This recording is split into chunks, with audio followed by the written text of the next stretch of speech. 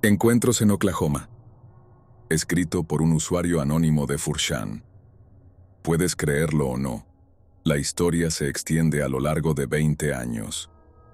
Viví en una pequeña zona rural de Oklahoma, entre Tulsa y Bartlesville, en un condado donde se reportaban avistamientos extraños, triángulos negros y personas encapuchadas caminando por las carreteras. Las vacas desaparecían y en los campos se encontraban vísceras. En ese entonces, residía en un rancho con ganado. Yo tenía 14 años y una noche de verano, estaba en casa jugando con la Super Nintendo. Esto fue a principios de 1996, cuando la Nintendo 64 aún no se había lanzado. La sala de juegos era un solarium con vista a nuestros terrenos, y, si el cielo estaba despejado, se podía divisar el horizonte de Tulsa a unos 50 kilómetros de distancia. Me levanté para ir a buscar una RC Cola. Al entrar nuevamente al solarium, vi lo que parecía ser gente junto a nuestra piscina, ubicada al pie de la colina. Nuestra casa fue construida sobre una colina para tener una mejor vista de la propiedad. Rayos, pensé, quizá mis hermanos pequeños estaban otra vez intentando nadar de noche. Salí del solarium y me dirigí a la terraza trasera.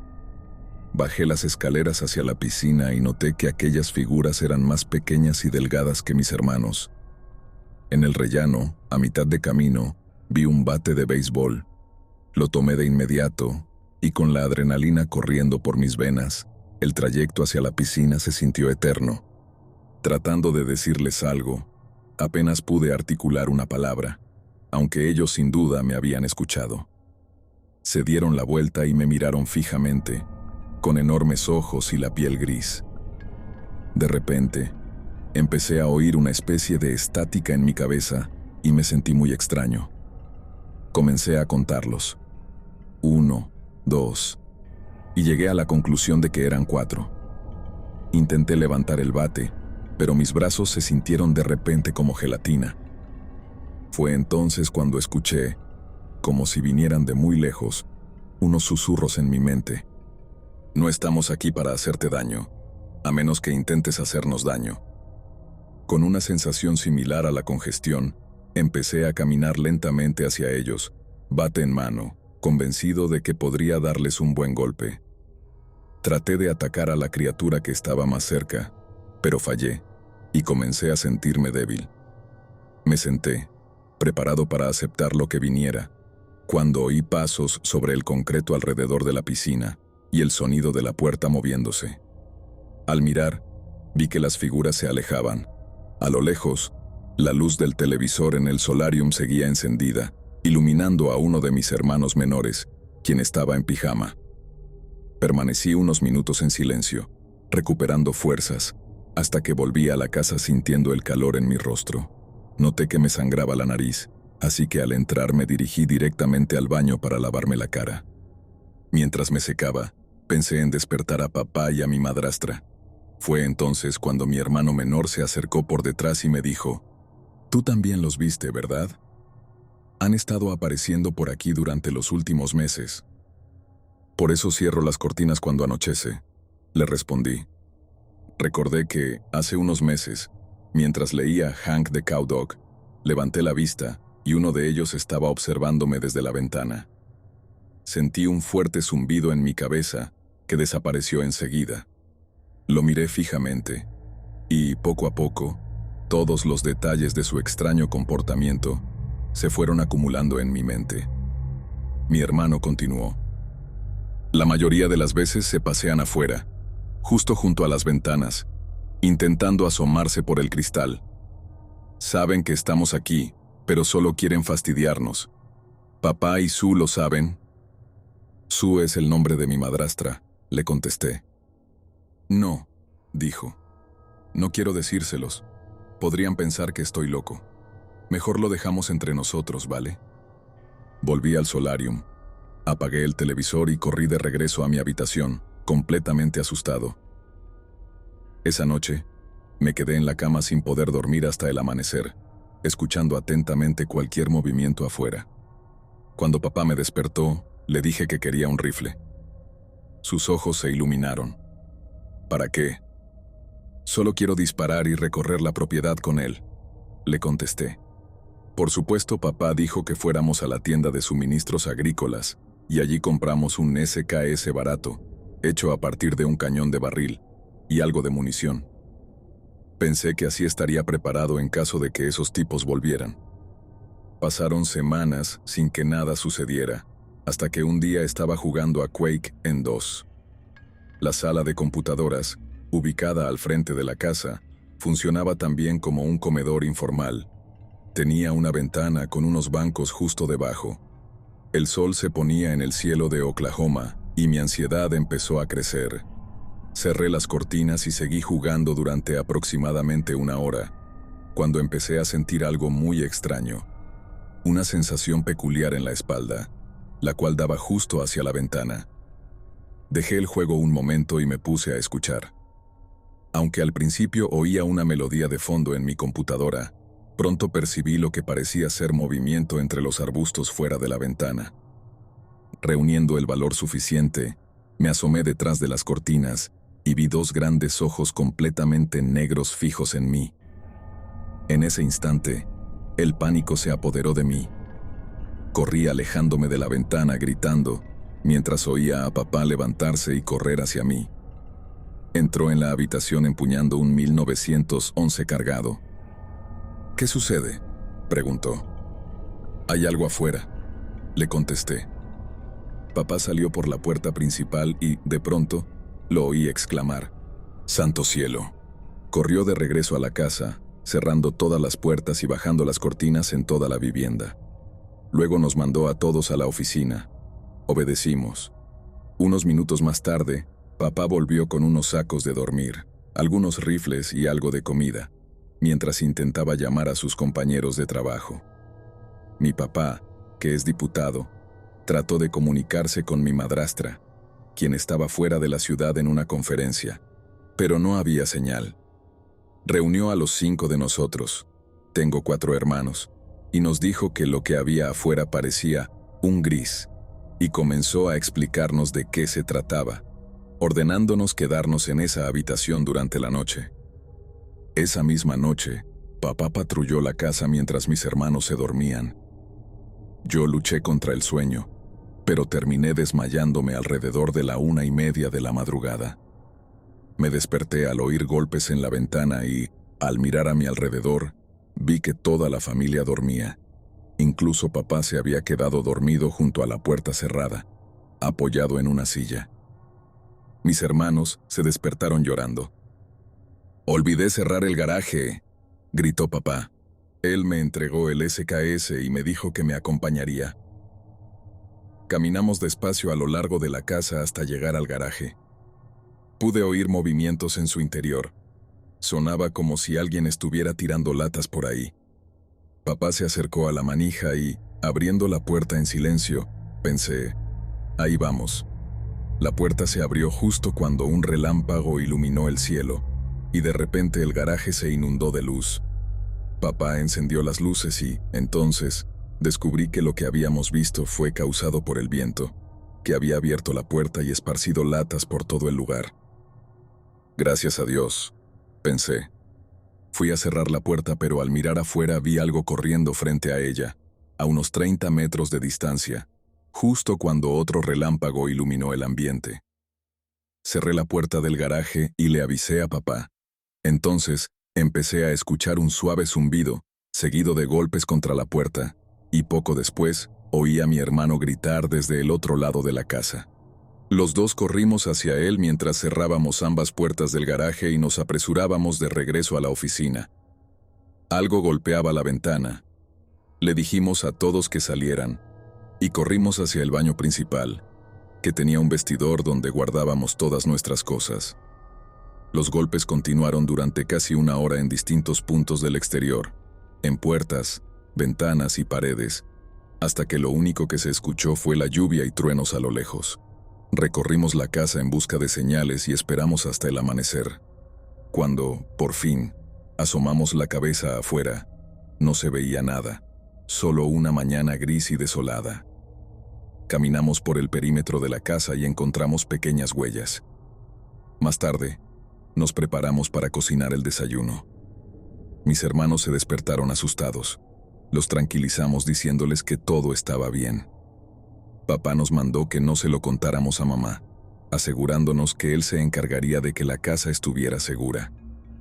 Aún así, durante las siguientes semanas el miedo se apoderó del lugar, aunque una vez que empezó la escuela, todo volvió a la normalidad. Avancemos 2 años.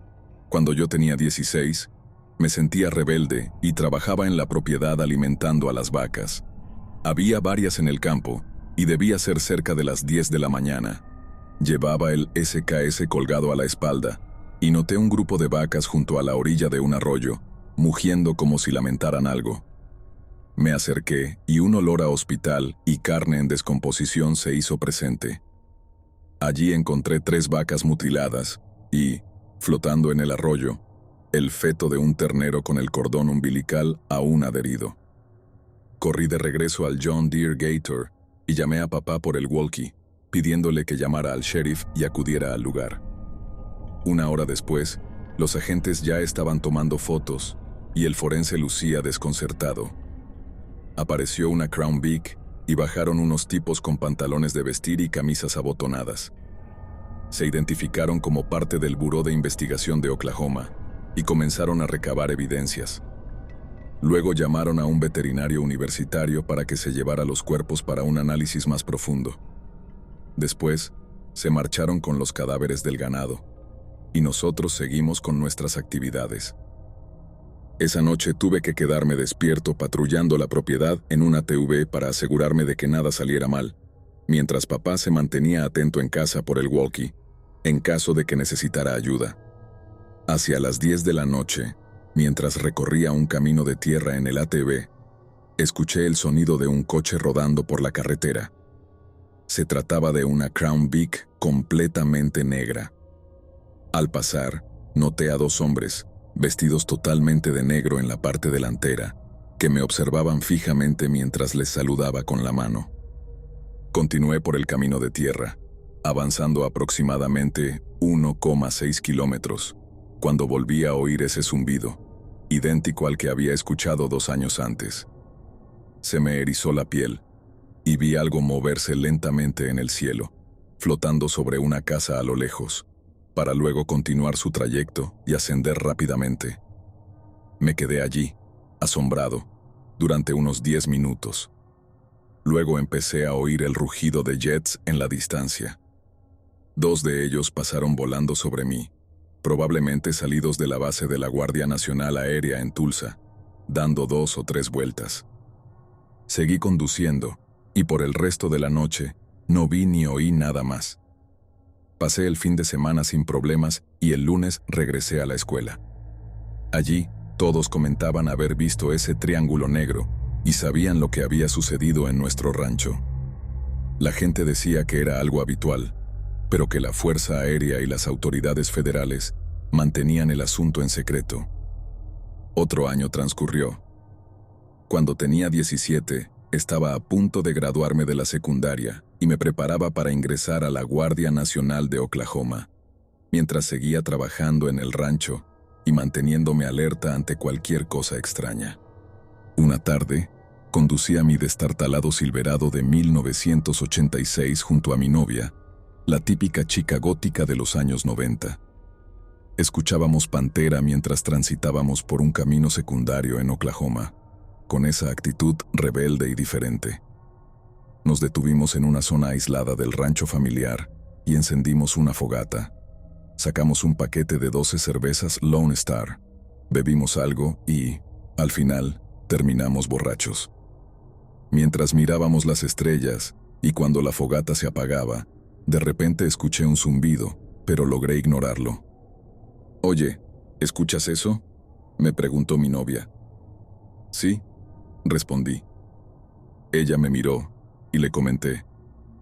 «Lo oigo todo el tiempo en mi casa. Creí que era solo la electricidad de las líneas de alta tensión, ¿no crees?». Pero en ese instante, el cielo se oscureció y las estrellas se agruparon formando la figura de un triángulo. Mi novia comenzó a gritar. Los dos corrimos de regreso a la cabina de la camioneta. Tuve problemas para arrancar el motor. Giré la llave varias veces hasta que, por fin, arrancó. Empezamos a salir a toda prisa hacia la carretera, rompiendo en el proceso una cerca de alambre de púas. Miré en el retrovisor y vi que el triángulo nos seguía, moviéndose lentamente. Aceleramos por esa carretera rural, tratando de alcanzar la autopista para estar cerca de otros coches, mientras una tormenta se cernía detrás del triángulo. Nos quedaban aproximadamente 1,6 kilómetros para llegar a la autopista, y mi novia me gritó que acelerara. Empezó a llover a cántaros. Llevé la camioneta al límite y vi un puente que debía cruzar, pero estaba inundado. Le dije a mi novia que se agarre bien, y haciendo un brusco giro a la izquierda, me metí en un campo. Al revisar el retrovisor, vi que el triángulo aún nos seguía, haciendo un giro repentino a la derecha y volviendo por debajo de la carretera. Finalmente, divisamos la autopista y me sentí aliviado.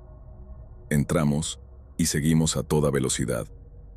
Al poco tiempo, vi luces azules y rojas al otro lado. Los coches estaban detenidos y la gente observaba asombrada a ese triángulo. Crucé la mediana en dirección a unos patrulleros detenidos de la sheriff, quienes también se mostraron pasmados. De repente, la nave se detuvo y aceleró de manera increíble, saliéndose por completo de un agente, quien me dijo: «Oye, eras el hijo del agente Anon, ¿verdad?» «Sí», respondí. «¿Eso te estuvo persiguiendo?» «Seguro que sí». «Santo cielo, chico, ¿de dónde eras?» «De cerca de Ramona». «Eso es como a 10 kilómetros, chico». Todavía estaba en shock y mi novia seguía llorando. La dejé en su casa, situada a la sombra de una mesa en un parque de casas rodantes en una zona rural pobre. Luego conduje a casa, y mi papá se había enterado de que me habían perseguido. Él escuchó mi relato y me dijo que había hecho lo correcto. Al día siguiente en la escuela, ese fue el único tema del que se hablaba. Me gradué de la preparatoria, y efectivamente, logré entrar a la Guardia Nacional. Avanzando hasta 2003, cuando regresé de Irak, comencé a asistir a la universidad y a trabajar a tiempo parcial como oficial correccional en la cárcel local. Debo decir que, al volver de Irak, el mundo se había vuelto un lugar distinto. Empecé mi trabajo a tiempo parcial en el departamento del sheriff y poco después me trasladaron de la cárcel a la patrulla, lo cual me pareció genial. Un día, durante un turno vespertino típico y aburrido, me encontraba sentado en mi patrulla escuchando rock clásico. En concreto, Eric Clapton, cuando la central, en el canal 843, informó: 843. Tenemos una llamada sobre una persona merodeando por un rancho. Atendí la llamada, pensando que probablemente se trataba de un chico aburrido deambulando por la propiedad de alguien. En el camino comenzó a llover. Llegué a la residencia y me puse el impermeable. Me dije a mí mismo: «¿Qué llamada tan estúpida?». Caminé hacia la casa y toqué la puerta del departamento del sheriff. La puerta se entreabrió, revelando que se encontraba cerca del granero. Se asomó un pequeño muchacho, probablemente un niño que se había metido en la propiedad. El dueño de la casa me dijo: «Muy bien, entonces será una llamada fácil», pensé. Mientras me acercaba, pude oír truenos a lo lejos y, de manera sutil, sonaba AC/DC en mi coche. Caminé hacia el granero, y mi radio comenzó a chirriar y a ponerse entrecortada por culpa de la maldita lluvia, me dije. Entonces, oí pasos cerca del granero. Escuché: «Oye, chico, es el departamento del sheriff. Voy a necesitar que vengas conmigo para llevarte a casa». Los pasos se detuvieron. Con voz firme dije: «Hola, chico, es el departamento del sheriff». Mientras caminaba por el costado de donde provenían los pasos y sacaba mi linterna Maglite, ya que el sol se estaba poniendo rápidamente y la lluvia aumentaba. En ese instante, ante mí se reflejaron unos enormes ojos negros. Mis ojos se llenaron de lágrimas. Mi cabeza zumbaba y mi radio emitía un sonido que parecía un gemido.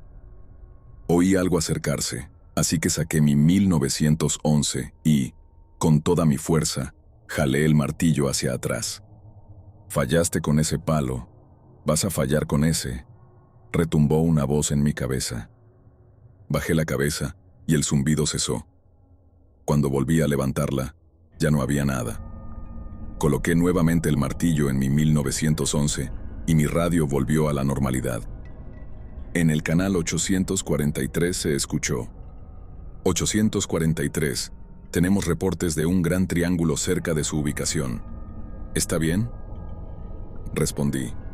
843, estoy bien, estoy bien. Volví a sintonizar la radio y la central enloqueció. Aparentemente habían estado intentando comunicarse conmigo durante 5 minutos.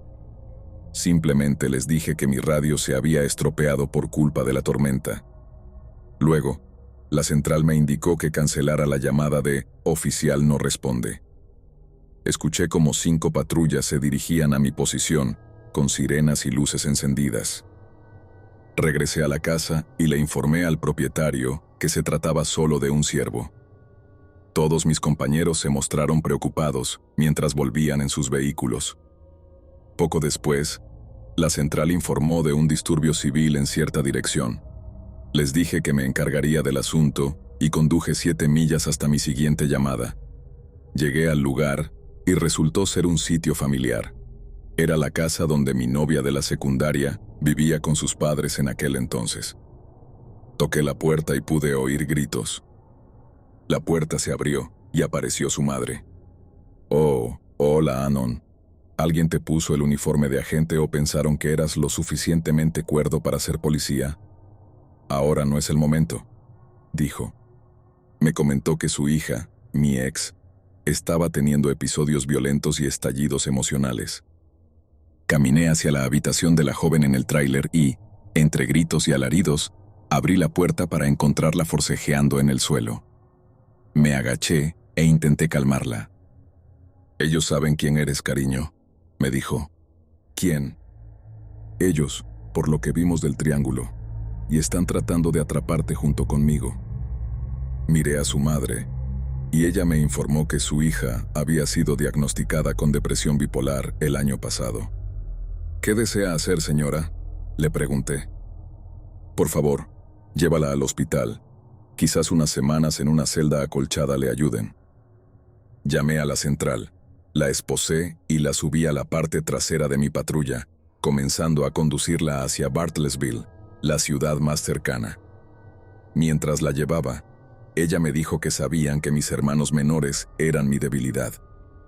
En ese momento, mi radio se llenó de reportes. Múltiples F-16 sobrevolaban el área y aparecía un triángulo negro. Tras retornar a la base, reactivaban a los aviones de nuevo.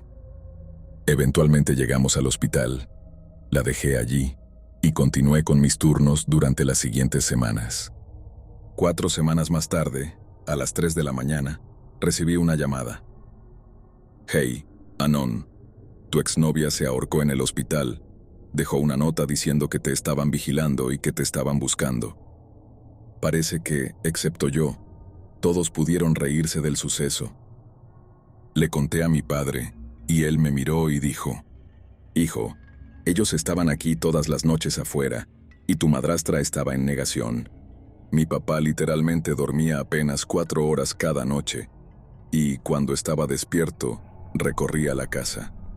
Mientras tanto, mi madrastra tomaba Xanax y hacía sus rondas en la clínica de salud rural local, como si nada estuviera pasando».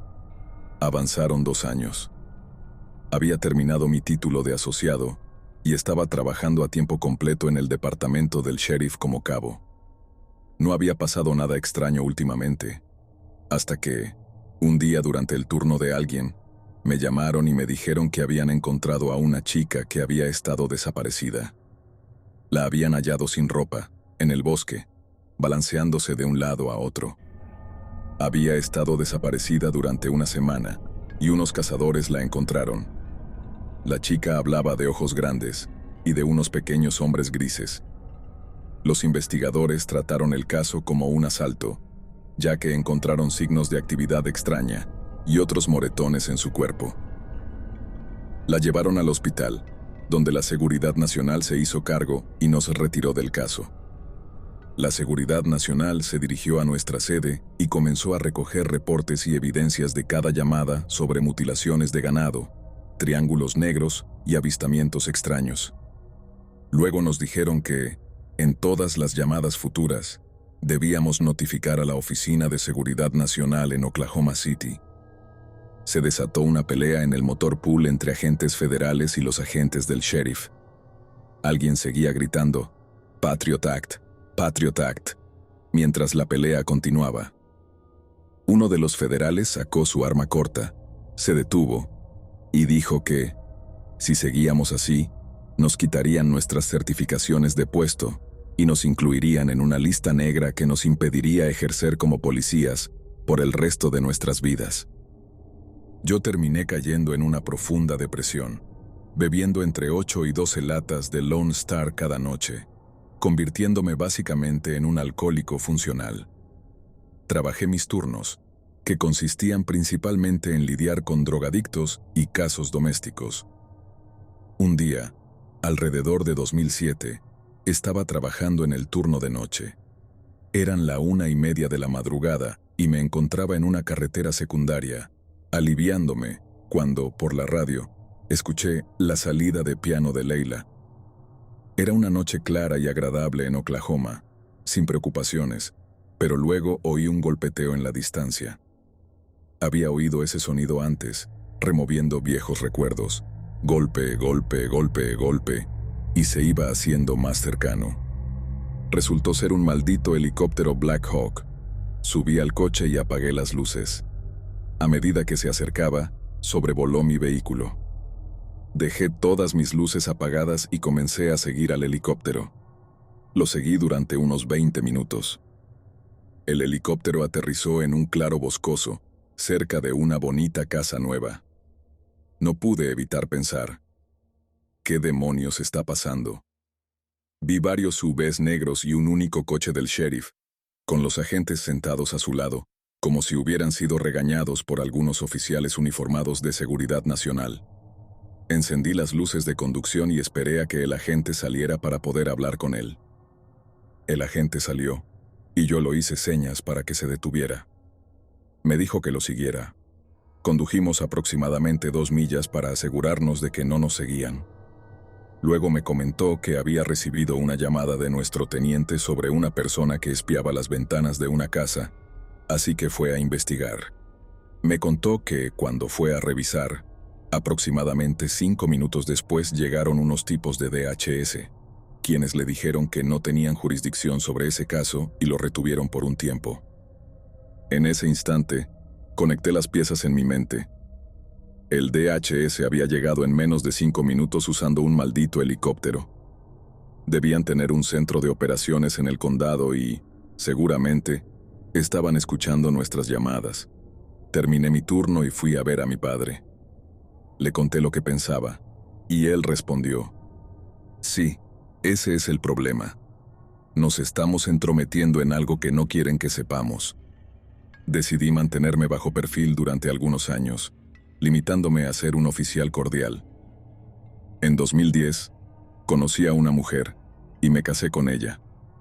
Ella trabajaba como cirujana general en Tulsa, y yo seguía desempeñándome en mi trabajo en el departamento del sheriff, vistiendo mis pantalones caqui y mi sombrero vaquero mientras recorría mi zona.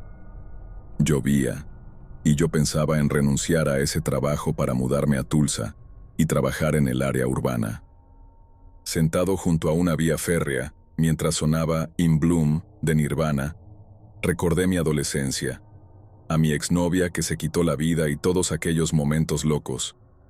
Entonces, la central despachó. 843. Este es 843. Tenemos reportes de una niña desaparecida, una pequeña que seguía una bola de fuego. Era alrededor del 4 de julio. Y en el campo se lanzaban muchos fuegos artificiales. Puse mi Crown Vic en marcha y me dirigí hacia la dirección indicada. Allí me recibió uno de mis hermanos menores, quien ahora era agente. También estaba presente la madre de la niña. Ella me contó cómo toda la casa se iluminó y una esfera naranja atravesó la vivienda, y cómo la hija comenzó a seguirla, lo que la encaminó, en general, hacia el bosque. Le dijimos que entraríamos al bosque una vez que otro agente pasara y pudiera quedarse con ella, en caso de que la niña regresara. Poco después, apareció el tercer agente, así que mi hermano y yo encendimos nuestras linternas Maglite y nos adentramos en el bosque. Caminamos aproximadamente 300 pies, unos 90 metros, en el bosque, y nuestras radios se volvieron locas. La batería de mi celular se agotó justo cuando intenté llamar a la central. ¡Al diablo!, le grité a mi hermano mientras avanzábamos más profundo en el bosque.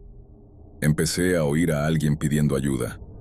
El sonido parecía rebotar en ecos, y le susurré a mi hermano. ¿Oyes eso? Sí. Lo extraño era que no se trataba de una voz real, sino que parecía surgir en nuestras cabezas. ¡Ayuda! Sonaba como la voz distorsionada de un niño. De repente, nuestras linternas se apagaron.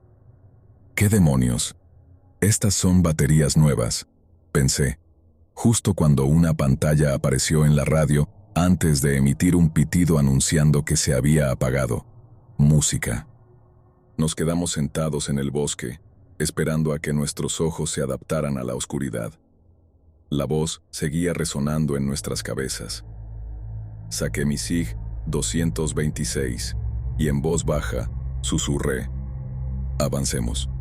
Caminamos unos 200 pies, alrededor de 60 metros, y comenzamos a escuchar un suave zumbido. Luego, a unos 500 pies, unos 150 metros, frente a nosotros, oí a alguien gritar pidiendo ayuda.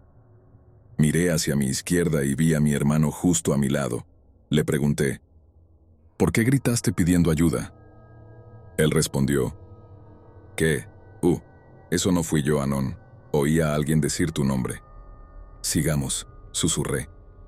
Nos estamos acercando al lugar del llanto. Pronto estaremos justo encima de ello. Entonces, encontramos a la chica. Estaba tendida en un lecho seco de un arroyo. Salté hacia ella, y ella me susurró: nos están observando. Oye, Anon, hay algo allá arriba. Mi hermano llamó desde arriba. Si tienes que correr, hazlo. Yo respondí y pude oírlo apresurarse de regreso hasta la línea de árboles, y en mi mente se mezclaban el grito de ayuda y un zumbido. No pude salir del lecho del arroyo, ya que este estaba a unos 3 metros de altura. Caminé, con una mano sosteniendo mi pistola y la otra sujetando a la chica. Pude oír cómo las hojas se movían sobre el lecho del arroyo. ¿Eres tú?, le grité a mi hermano, pero solo reinó el silencio. Hasta que, de repente, empecé a oír un ruido de clic. Algo cayó detrás de mí. Me giré rápidamente y resultó ser una piedra. Me volví a girar y oí nuevamente esos clics. Entonces, comencé a correr a toda prisa hacia un lugar donde pudiera subir por el lecho del arroyo, mientras los ruidos de clic se iban quedando atrás. Todavía oía a alguien corriendo detrás de mí, a unos 150 metros más, y logré subir por el lecho del arroyo. Empecé a correr hacia la línea de árboles, pero de pronto, una esfera de luz naranja pasó volando junto a mí. Comencé a oír más pasos delante de mí y pude distinguir 10 linternas. Vamos, Anon, pensé, corriendo más rápido de lo que jamás había corrido en mi vida. Llegué hasta donde estaban los agentes, y sus luces empezaron a fallar de golpe, mientras sus radios pitaban, y la noche se volvió completamente oscura. Un zumbido se extendió sobre nosotros, y un objeto bloqueó las estrellas. 6 esferas naranjas se lanzaron hacia la nave, que aceleró y se alejó justo cuando 2 F-16 pasaban volando. Todos nos dirigimos hacia las patrullas y, en ese instante, oímos un helicóptero en el horizonte. Este sobrevoló el lugar y posicionó un foco donde estábamos. Luego, llegaron 13 SUVs del DHS, bla bla, Patriot Act, bla bla. Tenían esos pequeños detectores de radiactividad que pitaban al escanearnos. Corrieron hacia el bosque y se pusieron a buscar. Seguimos el protocolo y logramos llegar a casa a las 8 a.m. Abrí una bien fría RC Cola. Descansé, pero solo por un corto tiempo. En 2014 vivía en un buen tráiler en el campo, en el rancho de mi familia, y seguía trabajando en el departamento del sheriff. Mi esposa y yo habíamos tenido 2 hijos, pero ella terminó dejándome por un banquero en Oklahoma City. Una noche, mientras veía un pésimo programa de variedades nocturno, oí golpear a la ventana. Como no escuché que alguien se hubiera detenido, tomé mi cig, revisé la ventana y no había nada. Entonces, se fue la luz. ¡Caray! Había recibido unas gafas de visión nocturna de generación 3 del programa de ayuda policial federal y me las quedé, ya que no teníamos otro uso para ellas. Eran gafas de visión nocturna. Me las puse y mi mundo oscuro se volvió verde. Caminé hasta mi habitación, me puse las botas y, tras encontrar un silenciador enlatado para mi cig, quería que esto terminara en silencio. Salí sigilosamente. Afuera, todo estaba inquietantemente silencioso. Revisé el perímetro, cambié de rumbo y me dirigí hacia el otro lado. De allí se oyó un golpeteo. Toc, toc, toc, proveniente del costado de mi tráiler. Me acerqué en silencio y allí estaba. Uno de esos grises intentando asomarse por mi ventana. Grité, ¡ayúdame! La criatura me miró, chilló y empezó a huir. La perseguí sin pensar en dispararle. Por alguna razón estaba lleno de ira. Esas cosas me habían estado atormentando durante los últimos 20 años y yo prefería tener respuestas, aunque aquella cosa pudiera correr. Aceleré en mi intento por alcanzarla, y la criatura se encaminó hacia la casa del rancho. Pude ver las luces exteriores de la casa a medida que la colina salía a la vista, lo cual era extraño, pues mi tráiler no tenía electricidad. Corrí tras la criatura y, de repente, ésta se metió bajo unas luces de seguridad, cegándome. Me quité las gafas de visión nocturna e intenté reajustar la vista. Empecé a ver manchas en mi campo visual. Poco después, mi visión se recuperó y pude ver la piscina, mientras la criatura me devolvía la mirada. Hurgué en mis bolsillos y saqué una porra. Caminé hacia la piscina y, entretanto, amenacé. Si te doy una paliza, más te vale no volver. Esos ojos vacíos y sin alma simplemente me devolvían la mirada, mientras oía un zumbido y mi nariz empezaba a sangrar. Extendí la porra y me dirigí a la criatura. Juro que le propiné 2 golpes en la cabeza, y ésta dejó escapar un chillido espeluznante. Luego, la pateé hacia la piscina. La oí luchando por mantenerse a flote mientras nadaba lentamente hacia las escaleras. Caminé hacia las escaleras, le escupí en la cara y volví a asestarle un buen golpe en la cabeza. Entonces, un ardor recorrió mi cuerpo y oí nuevamente un zumbido. Las luces se apagaron y no pude moverme. 4 de las criaturas aparecieron y arrastraron al herido. La nave voló y yo me derrumbé sobre mi porra. Escuché a mi papá bajando corriendo por las escaleras. «Anon, ¿estás bien?» Respondí que sí, caminé a casa y me fui a dormir. Estoy escribiendo todo esto ahora, en 2016. Me había vuelto a casar y seguía trabajando en el departamento del sheriff, y en 2 años no se habían reportado casos extraños.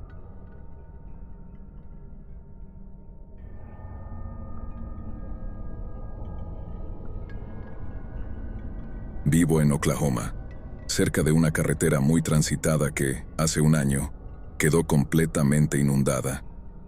El agua cubrió casi toda la vía, obligando a desviar el tráfico, pero el camino de tierra que salía de nuestra propiedad se convirtió en un auténtico río. Mi mamá dijo que era demasiado peligroso cruzarlo, y yo le creí. De todas formas, quise verlo por mí mismo, así que caminé por la entrada de la propiedad hasta que pude observar ese nuevo río. Era ensordecedor. El agua corría con tanta fuerza que apenas podía escuchar mis propios pensamientos.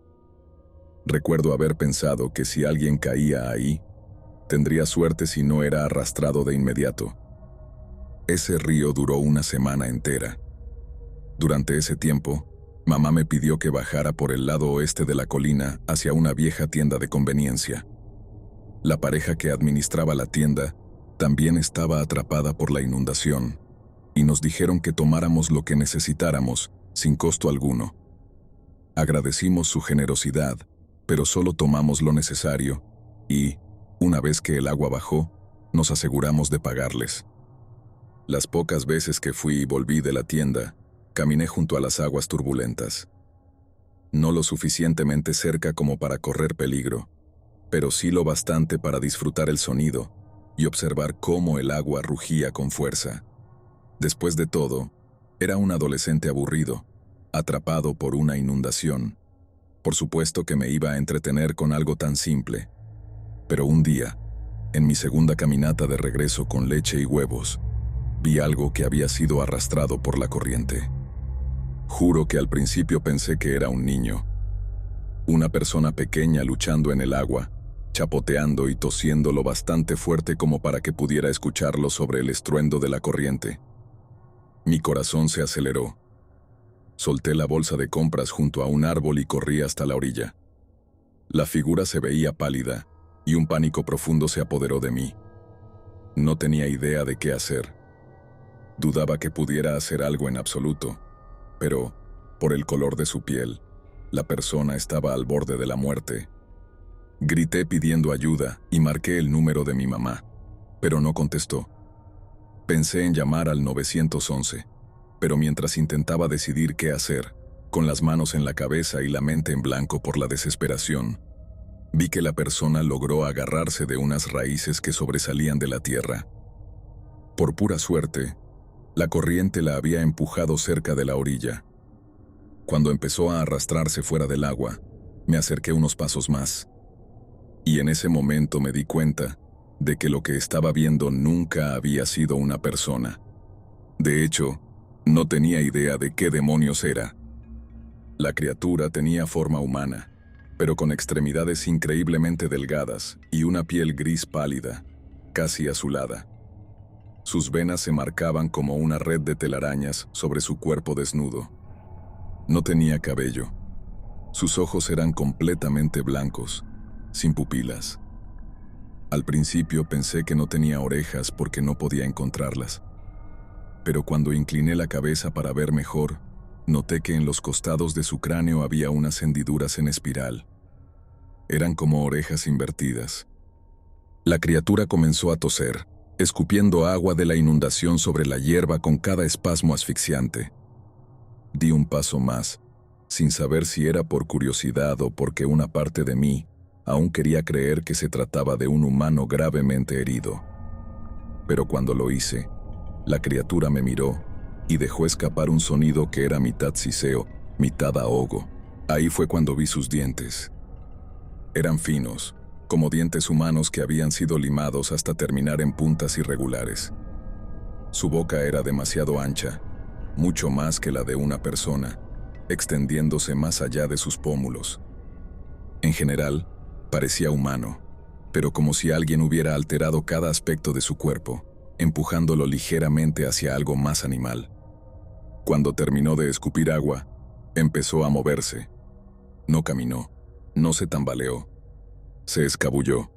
Usó manos y pies para moverse como una especie de araña gigantesca y pálida, y lo hizo con una precisión y velocidad inquietantes. Los humanos nos vemos ridículos cuando intentamos correr en 4 patas porque no estamos hechos para eso.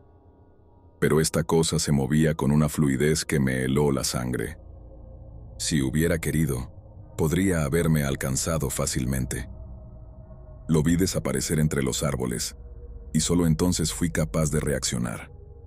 Me quedé paralizado tanto tiempo que ni siquiera me había dado cuenta de que estaba conteniendo la respiración. Recogí mi bolsa de compras y corrí a casa lo más rápido que pude. Y eso fue todo. No es una de esas historias donde la criatura volvió a aparecer en mi ventana, o donde la seguí viendo en los días siguientes. Fue solo eso. Una experiencia extraña en mi camino de regreso a casa después de una inundación. Pero desde aquel día, mi forma de ver el mundo cambió para siempre.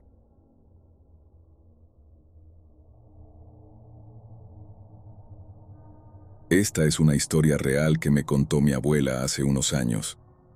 Yo había sacado el tema de Bigfoot y le mostré el famoso Ohio Howl. Ella se puso muy atenta, con un reconocimiento intenso, y dijo: «Escuché eso una vez, cuando tu abuelo y yo estábamos pescando en el río. Sucede que fue en el sureste de Oklahoma, al oeste del lago Broken Bow, cuando mis abuelos decidieron ir a pescar bagre en un lugar al que llamaremos el Gran Agujero. Este era su sitio favorito para atrapar bagres, ya que la profundidad del río permitía pescar ejemplares más grandes de lo normal. Así que, después de un largo viaje por el bosque, eligieron un lugar a lo largo de la orilla y montaron su equipo. Sentados en la orilla, disfrutaban de esos momentos agradables entre el ocaso y la noche, sintiendo el aire fresco que les ofrecía el agua, el cual los aliviaba del efímero calor de los últimos rayos del sol. Fue entonces cuando oyeron lo que se describió como un grito que provenía río arriba. En este punto debo decir que mi abuela es un encanto, pero en ocasiones le falta un poco de sentido común, porque al oír el grito, lo primero que hizo fue imitarlo. Se imitaron mutuamente durante aproximadamente 1 minuto, hasta que se detuvo, y ella pensó que eso era el final. Pasaron unas horas, y, alrededor de la medianoche, volvieron a escuchar el mismo grito, solo que esta vez era más cercano y fuerte que antes. Si te preguntas si volvió a intentar imitarlo, la respuesta es sí. Otra vez se dieron un intercambio de gritos. Sin embargo, esta vez, cuando se detuvo, reinó un silencio prolongado.